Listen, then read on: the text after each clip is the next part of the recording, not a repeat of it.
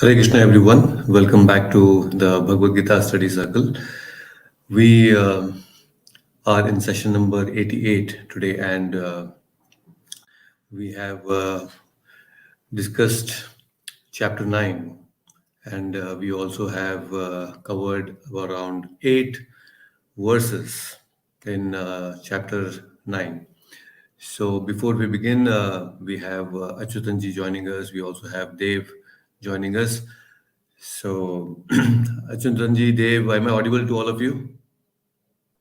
Yes, Yes, Prabhuji. Prabhuji. Hare Krishna, wonderful, very nice. Hare Krishna. So, let's begin with our pranam mantras that will be displayed on the screen, so all of you can join your palms and you can chant along with me the pranam mantras. Let's dedicate this session to His Divine Grace, A.C. Bhaktivedanta Swami Prabhupada, the founder Acharya of ISKCON and my beloved spiritual master. Let's begin. Namo Om Vishnupadaya Krishna Prishtaya Bhutale Srimate Bhaktivedanta Swamin Niti Namine Namaste Saraswate Deve Gauravani Pracharine Nirvishesha Shunyavadi Pashyat Deshatarine Jaya Shri Krishna Chaitanya Prabhu Nityananda Shri Advaita Gadadhara Srivasadi Gaura Bhakta Vrinda Namo Mahavadanyaya Krishna Prema Pradayate Krishnaya Krishna Chaitanya Namne Gauratvishe Namaha Namo Brahmanya Devaya Go Brahmana Hitaya Cha Jagadhitaya Krishnaya Govindaya Namo Namaha He Krishna Karuna Sindhu Dinabandhu Jagatpate Gopesha Gopika Kanta Radha Kanta Namostute Tapta Kanchana Gaurangi Radhe Vrindavaneshwari Rishabhanu Sute Devi Pranamami Hari Priye Vancha kalpatarubhyascha kripa sindhubhya eva cha patitanam pavanebhyo vaishnavebhyo namo namaha Hare Krishna Krishna Krishna Hare Hare Hare Hare Rama Rama Rama Hare Hare Om Ajnanatimirandasya Jnananjanashalakaya Chakshurunmilitam Mena Tasmai Shri Guruve Namaha Hare Krishna. So, we have discussed until verse number 8 in the previous session, and Krishna said, Prakritim swam avashthabhya vistrijamya punah punaha bhutagramam imam kritsnam avasham prakriter vashat. Which means, he said, the whole cosmic order is under me. Under my will, it is automatically manifested again and again, and under my will, it is annihilated at the end. So, we understood in the previous session that how this Srishti and Pralaya is automated. Automatically, it is happening. Now, automatically means it is under the supervision of the Lord. But the system is so beautifully created by the Lord that everything appears to be so automatic, just like the sun rising and setting. It's automatic. Every day, sun is rising and setting. It is as if automated completely. The seasons are changing, the stars, the moon, everything, they're all moving appropriately, appears to be automatic, but they're all happening under the supervision of the Lord. So, this Srishti that takes under the control of the Lord, and also the pralaya that is the massive pralaya that happens at the end of the millennium or the end of the life of Brahma. So that is Mahapralaya that happens completely. Everything, the whole material creation itself dissolves, and all the living entities, the Atmas, they go into hibernation, completely an unconscious state. So again, when the creation happens, they all regain from where they have left. They were left in the previous creation. So everything is automated, but it is all taken care by the Supreme Lord. So it's a very powerful thing. This whole material creation itself is very powerful thing, but this powerful material nature, Prakriti, is under the control of the Supreme Lord, who is much more powerful. Many times in the olden days, we must have seen that how people used to carry a stick along with them or an umbrella along with them. So it was a matter of pride when they carry a stick or an umbrella while they are walking in the public. It was like a matter of pride. Now, without the stick, it doesn't mean that they cannot walk, but still they'll carry the stick. Why? Because it's kind of an addition to their pride. So that is why they used to have this, right? So similarly, the Lord has this stick called Prakriti. It is a matter of pride for the Lord. Oh, see, I have this most powerful stick, and through this magic stick, I can create the whole creation. So the Lord has this stick called Prakriti in his hand, and he can create anything. And that's what he's creating, all of us. Very powerfully, he carries everything. This one stick is enough called Prakriti, which actually helps the Lord in creating so many wonderful things. Now, it doesn't mean that the Prakriti is more powerful than the Lord. The Lord uses the stick because He owns it and He is the Ishvara. But there are some people with less intelligence, they think that, okay, Lord is a powerful creator, but we are also creators. They think that we also create some minute things. We create some satellites and we create some rockets and so many things. We are also creators. But the Lord is a little more powerful creator than human beings. So he is powerful, no doubt, but he is little more powerful than human beings. So they understand like that. The Lord is because they cannot conceive that someone can be so powerful that he can create so many things, but if he's a little more powerful. But if we also understand what it is, then we can also become God. So that is why they do meditation, they go to Himalayas, they do a lot of tapasya to become powerful like that. That is exactly what Hiranyakashipu also did. Hiranyakashipu said, I want to control everything like God. So I will do tapasya. See, even the demoniac people like Hiranyakashipu, they understand the importance of tapasya because they know that without tapasya, I cannot gain powers.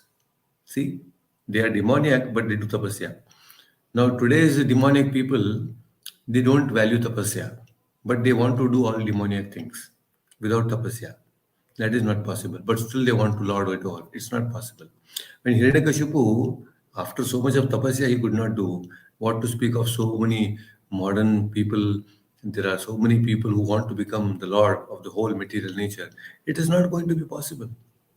So they think that we are creators, but Lord is little more powerful than us. So that kind of thing is there. And another set of people are also there. And such people, they think that Lord does not create it all. He is not a creator. Then what is he doing? What is this world all about?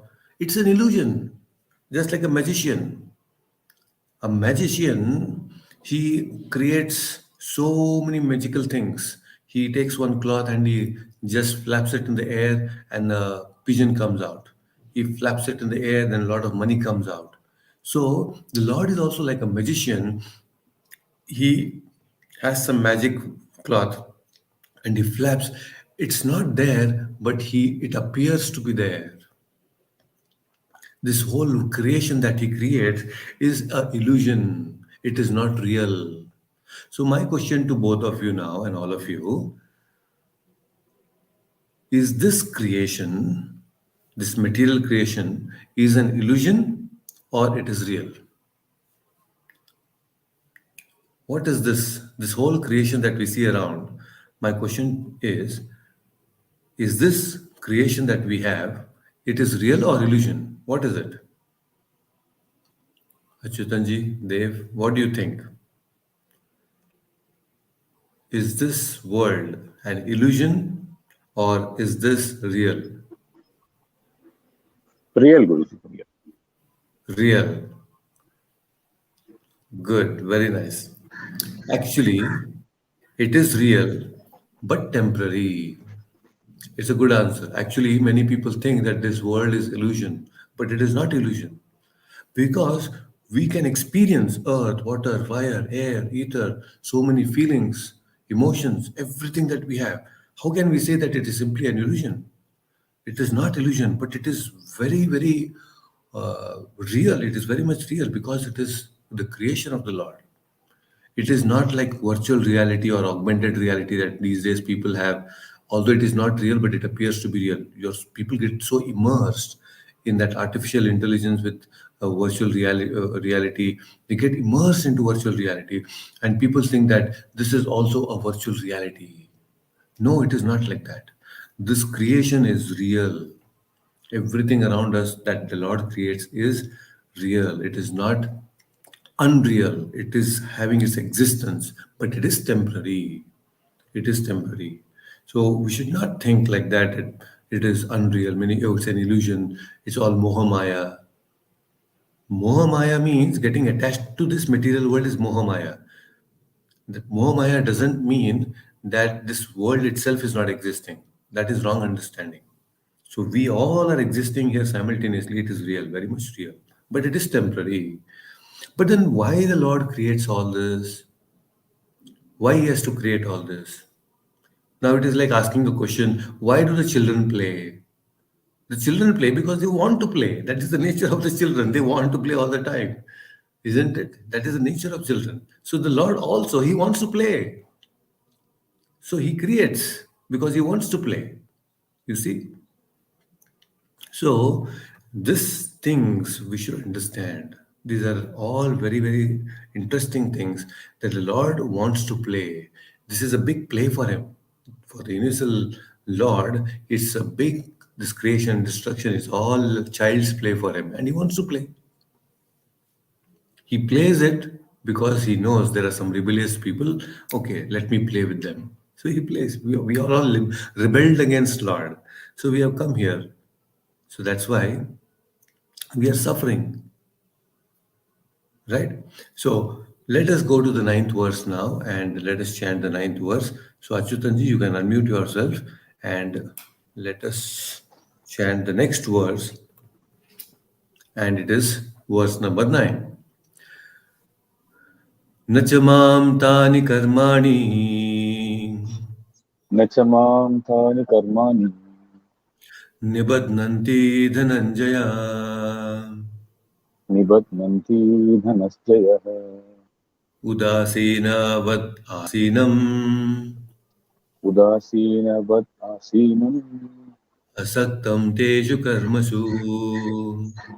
असक्तं तेज कर्मसु Again, nachamam tani karmani न च मां तानि कर्माणि nibadnanti dhananjaya निबध्नन्ति धनञ्जयः udasina vadasinam उदासीनवदासीनम्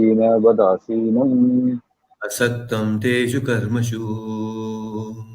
असत्यं तेज कर्मसु. Wonderful. Please read the translation. O Dhanasjaya, all this work cannot bind me. I am ever attached from all these material activities, seated as though neutral. Hare Krishna. Wonderful. Hare Krishna. See, Krishna is saying, Oh Dhananjaya, Arjuna, I am always detached from all these material activities and as if seated neutral. Udasina. Vad? Udasina. Vad means I am always neutral. So, very interesting. This does not mean that Krishna is not doing any work. I'm neutral doesn't mean that he is not doing any work. He is not doing any material work. Krishna is having always some engagement, and that engagement is in the spiritual world. Constantly, Krishna is engaged in the spiritual world. Lot of activities he does, but there is no question of bindings because his activities are spiritual in nature, not material in nature. That's why he's saying Nibadnanti, nothing can bind me. These material activities cannot bind me. You see our own conditions now. Let us understand. To understand that, oh, Krishna is detached, we should know how we are attached. How we are attached to this material world. If you analyze everything around you, that you experience everything around you, in this life, it's all because of our own karma. Everything that we experience, it's all because of our own karma. The good, bad, ugly that we experience right now, today, whatever you're going to experience, all the good, bad, and ugly things, it is all because of our own karma. Lord says, I am beyond karma. Karma means what? How does it all come to us? It's just like you see, if you want to use a mobile phone and want to speak and communicate with others, and you have everything with you, the mobile phone is in your hand, but you are unable to communicate. It is only because of two possible things. That is, one, there is no network. Another thing, there is no recharge. You have not recharged your plan.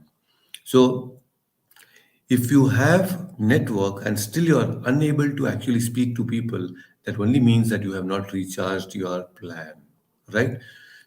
If a small phone like this needs to have network and recharge, just imagine our life. It is not simply going like that. All that actions or reactions that we're getting in our life, it's all because of our karma. Now, what is that currency? That currency is the karma currency. Now, karma currency are of two types. One is punya and one is papa. There is good currency, there is bad currency. And in our life, we have both of them. Some portion of it is good karma, some portion of it is bad karma. We have all that. And that is why we experience good and bad things in our life. So these currencies we are exhausting now, and we are accumulating a lot of new good and bad currencies every day based on our actions. Punya Papa, we are continuously doing, and based on that, we are getting a lot of currencies continuously. And as long as we have these currencies, good, bad currencies, Punya and Papa, we will be bound to this material world. This is how it is. So very powerful. We should understand that we're constantly having this currency. The very reason that we are having this material body is because we have some currency, good and bad currency that we are supposed to enjoy, supposed to also have that pain and undergo some distress. All those currencies are there. You know, sometimes in our life, when we see something, we become very joyful. When we hear something, certain music, certain musical instrument, we become very joyful. We smell something, we become so joyful. We touch something, we become very joyful. Just this, how do we become joyful? What is the cause for it? How does it happen? Why does it happen? It's all because of our good karma. We enjoy, we become joyful after seeing, hearing, touching certain things. And exactly opposite, we see something, we become very disgustful. We smell something, we become very averse to it. We touch something, we become, oh, what it is, So it irritates us. All Why does it happen? It's all because of our karma, good and bad karma. We are affected like that. All our likings and dislikings are decided by our karma. Now, this is not true for the Lord. The Lord is totally unaffected by these things. Aversion, attachment is not there to any of these material. The Lord does not have anything to do with this material world. Aversion and attachment is not there towards this material world. The Lord does not have anything like that.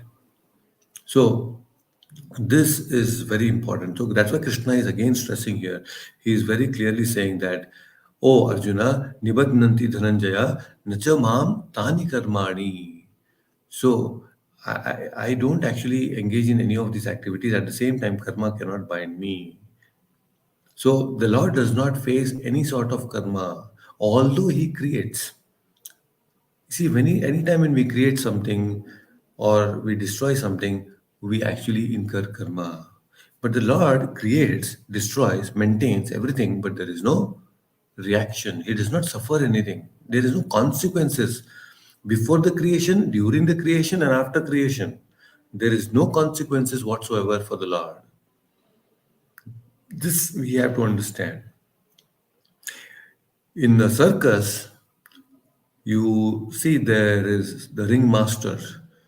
And just by one movement of the ringmaster, the lion, which is so wild, so ferocious, it dances as per the direction of the ringmaster. It is very, very powerful, but still it will listen to the ringmaster. It will roar. It will do everything based on the directions of the ringmaster.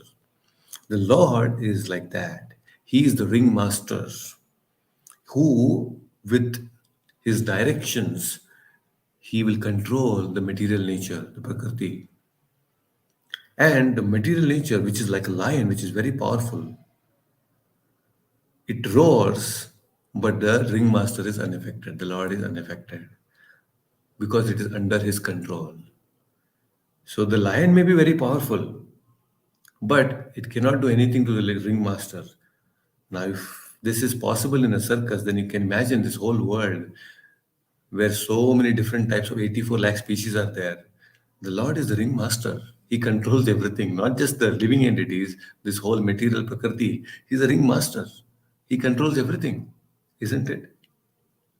So, this is what we should understand. That's why Krishna is saying, I am not bound. I am free from all these different things. This material world, this creation cannot actually do anything to me. I tame this material world. Just like a ringmaster, he tames the lion. The Lord tames this material nature. He is not affected by any of these things. But of course, now what happens is many people think that Lord is very powerful. He controls everything. But this Lord is very uncompassionate. He's not compassionate at all. Why is not compassionate? Because he's very powerful. Because most powerful people, they are uncompassionate. This is understanding. We have seen many people in the history of this world where powerful people were actually exploiting people. For example, Hitler, Stalin. There are many, many great leaders who were very powerful, but they were very uncompassionate. They have killed so many people, right? That happens.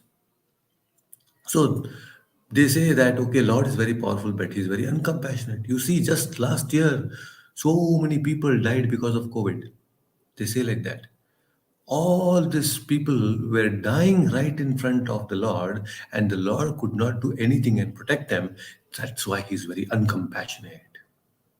And because he's uncompassionate and so many innocent children were also dying, the karma will affect him. And the Lord will have to suffer all these things. Because so many people were killed during COVID, and Lord was uncompassionate, could not protect them.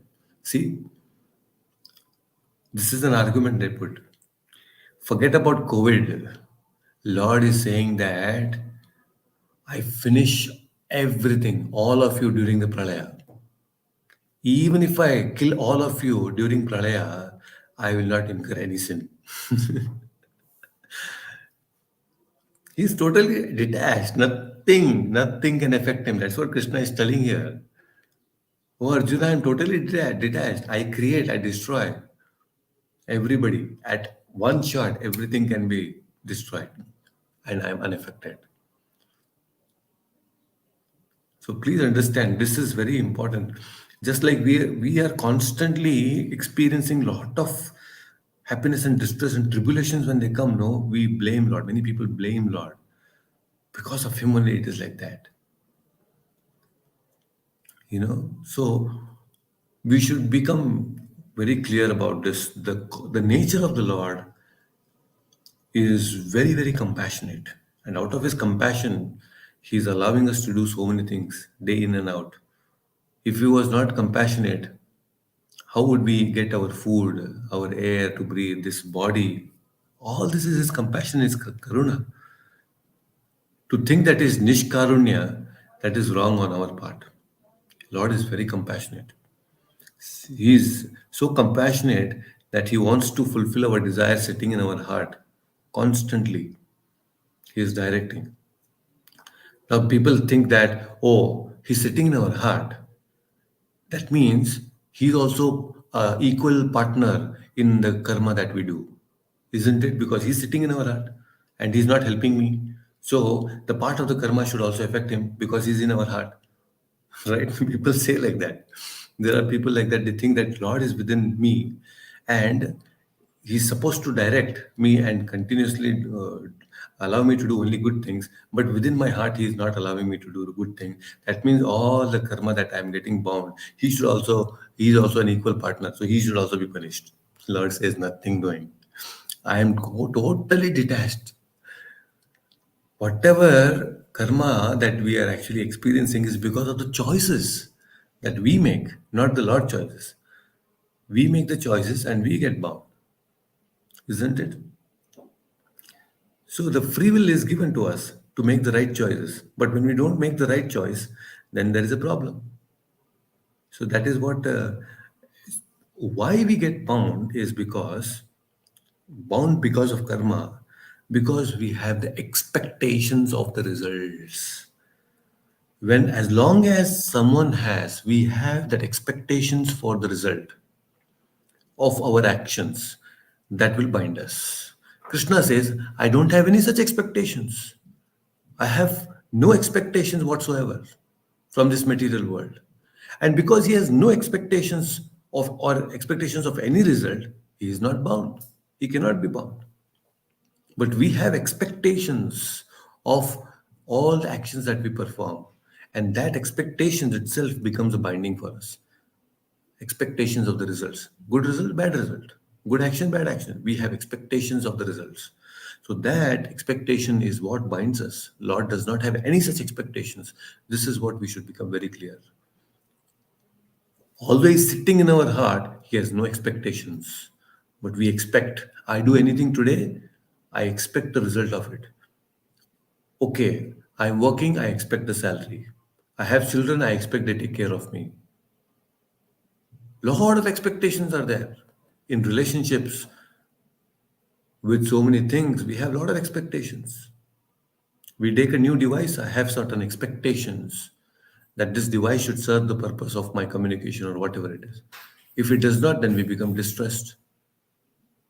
We have so many expectations from the government. We have expectations from so many people. We have expectations from organizations.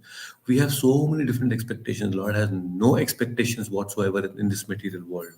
And that is why he is not bound, completely unbound. So, this is what we should understand. So, Krishna is very clearly affecting, he's very nicely stating this to us. So, let us become very clear about this one specific thing, that Krishna is not bound, no whatsoever to this material world. Absolutely no attachment to this material world. That's why Krishna is stating very clearly, I am unattached. And there's a very beautiful analogy also to understand. There is an iron rod. Now, if you have to give shape to this iron rod, we generally heat it. And when the iron rod is totally red hot, then we beat the iron rod and then it gains a particular shape, whatever shape that we want to give it. Please understand, when you take a hammer and hit the iron rod, the fire is not getting the beating. The beating is actually taken by the iron rod. Similarly, although the Paramatma is within our heart, he is like a fire. When Prakriti hits us, it hits the iron rod, us, not the Supreme Lord who is like a fire. The fire is not getting the beating at all. So, when we understand all these different things properly with Tattva, then we understand that Krishna is completely detached from this material creations. This is very, very, very important. We cannot actually equate ourselves to the Lord in any way. We get bound to this material world because we have expectations from our results. When we stop our expectations, that is when we become free from all the material bindings. So Krishna has no expectations whatsoever from this material world and is completely free. So this is what Krishna is saying here. He is udasina. He is neutral. He is neutral. I create, I destroy, but still I am unaffected by the karma. So we will continue more in the next session from verse number 10. So we have completed until verse number 9 today. So if you have any questions, you can please feel free to ask. Achutanji, Dev, you have any questions with respect to today's session, please feel free to ask any questions. Prabhuji. Yes, Dev. Yeah, so there in the sixth chapter, there was where Krishna told about many things which were a little impractical for us in person, like the putting the deer skin and meditating in the forest or Yeah. something. So those kinds of things are not exactly practical for us. So if someone asks me that why is Krishna giving this particular advice to us, how should I respond or answer that kind of question? uh, See, if you see the discussion that was going on between the conversation between Arjuna and Krishna, there is a gradual evolution of consciousness, even for Arjuna, because he was totally demotivated and he was moroseful after seeing his own family members right in front of him standing and fighting the war. So Krishna had to gradually elevate the consciousness of Arjuna.